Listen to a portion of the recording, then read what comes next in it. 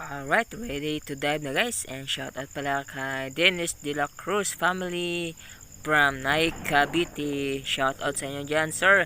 And Happy New Year sa inyong lahat dyan. Ingat lagi. So let's go guys. It's time to hunt. Let's go. And so, ito yung unang huli natin guys. Ayan, snapper or katambak kung tawagin sa amin. Tuhog. Baliw-liw. Alright, pang sabaw na guys. Good size.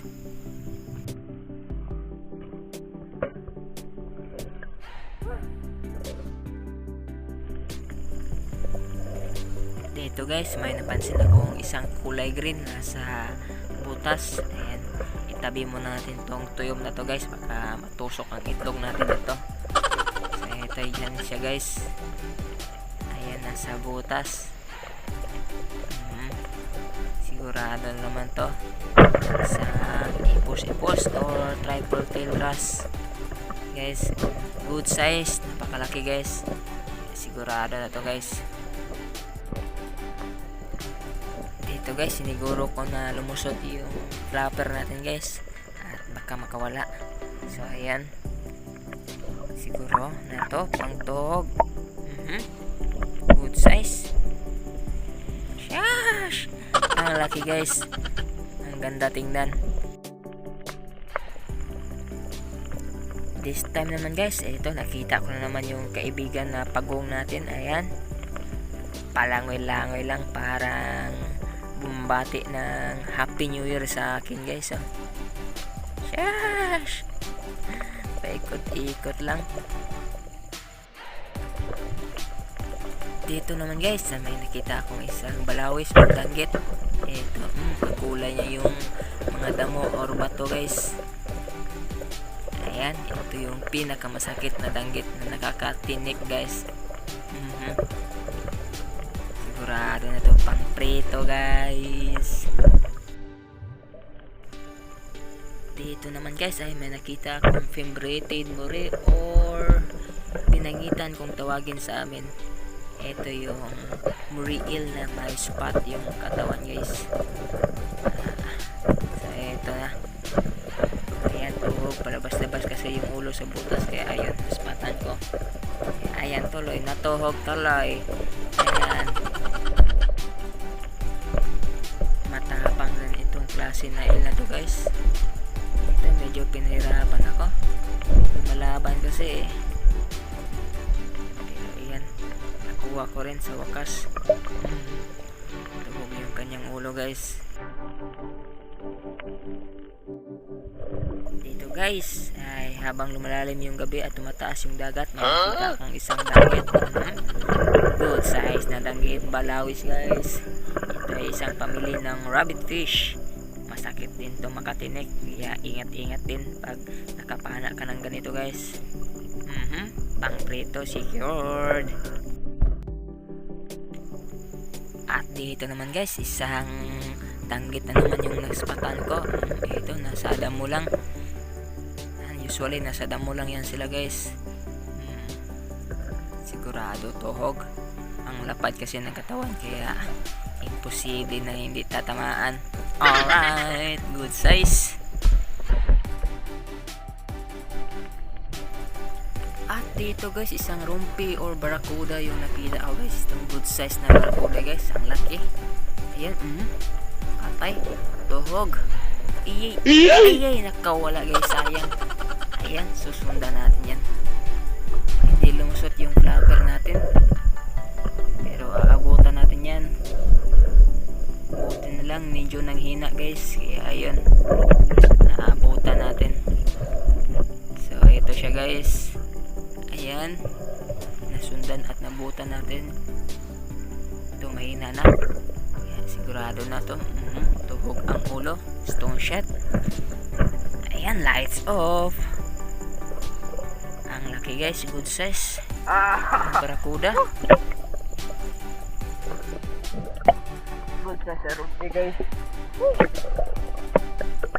Ang sarap talaga sa pakiramdam guys pag nakapana ka ng mga good size at minsan lang na isda. Ayan, pa-picture muna tayo guys.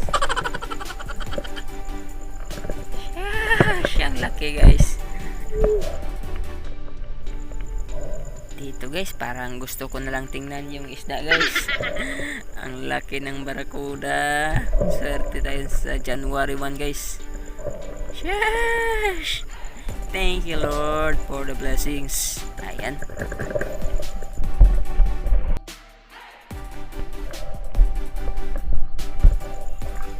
Dito guys yung tandan yung nakita natin, kaya kunin na natin to pang ihaw guys. Yung maputi na laman guys ba, masarap din to pang ihaw. Mas masarap pag ginataan guys, pero yung maganda gataan guys yung mga malalaki guys, kasi napakahirap tanggalin ng mga tinik nito. Dito naman guys, isang good size na balawis naman guys. Oh, ito ang lapad. Ito yung pinaka malapad na balawis ngayon nakuha ko guys. Sigurado na yan guys, basta balawis or danggit, sigurado yan, tuhog yan. Tulog kasi eh.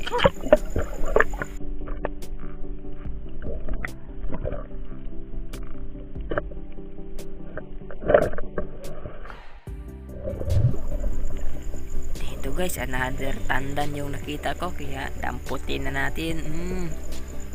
Basta pwede ulamin, damputin. Ayan, lumulobo pa.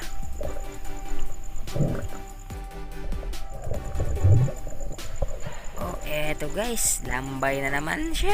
Ang sarap sa sabaw nito. Sigurado na talaga yung tinula natin pag uwi guys. Eto yung pinakamasarap sa tinula guys. Paano masabi? Yes! Para sa akin, pinakasarap. Ewan ko na lang kung ano para sa inyo. Alright.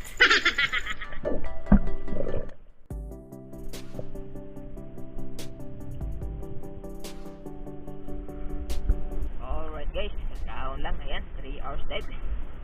Ito lang yung set guys. Ayan.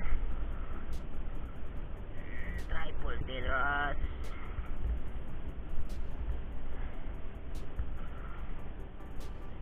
Pinigitan guys, temperated moray. Then we have, ito guys. Ito yung barakuda natin guys. Ito, good size na barakuda guys. Ayan. Taba. Sheesh! Tambak tayo. Tanggit natin. Lapad. Lapad. Alright, buhay tayo. Dito ka sa Titanic. Dito yung ngipin ng barakuda natin guys. Oh. Parang ano? Parang lagare. Parang ngipin ng aso guys.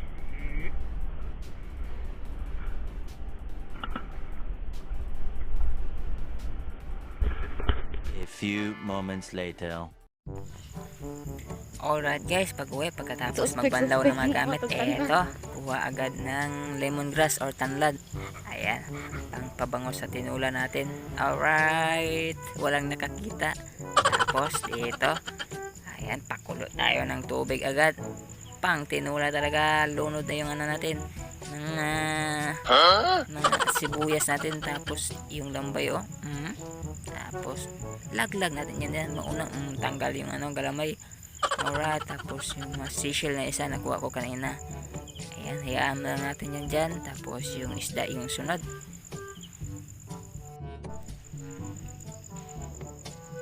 Tapos yung mga isda natin guys, 2 piraso na isda lang yung niluto ko guys, kasi ako lang din naman ang kakain sa mga oras na ito.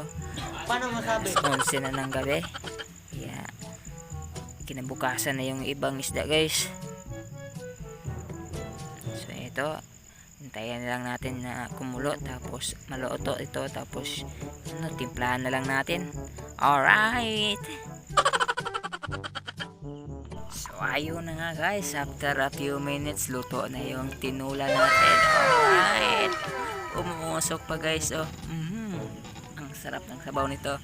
God, shush. Yung lambay natin. Charap, charap, charap. At Eto na yun guys, yung pinakahihintay natin. Yung mukbangan na. Eto yung unang tinira natin, yung seashell na tagmanok. Ayan, masarap ang laman nito. Masarap. Mas masarap pag may patis at suka guys. Tapos sabaw. Sarap. Ay, sarap na sabaw guys. Umuusok pa. Tapos tirahin na rin natin yung lambay guys. Eto na yung lambay guys. Yung paborito natin guys. Buti na lang wala tayong allergy nito guys. Ito ang taba ng laman nito. Sana biak ang taba. Kain tayo guys. Kain guys. Ayan. Ang taba ng laman. Ang dami ng laman. Ang puti pa guys. Ang sarap. Ang sarap naman ito guys. Shush. Tapos may sabaw pa tayo guys. Yung the best part of this guys is yung sabaw talaga. Ang init ng sabaw. Sarap talaga higupin pagkatapos umahon. Shush. Kain tayo guys. Alright guys, putulin muna natin. And that's all for this episode. Thank you so much for watching. And see you next episode. Happy New Year everyone. God bless.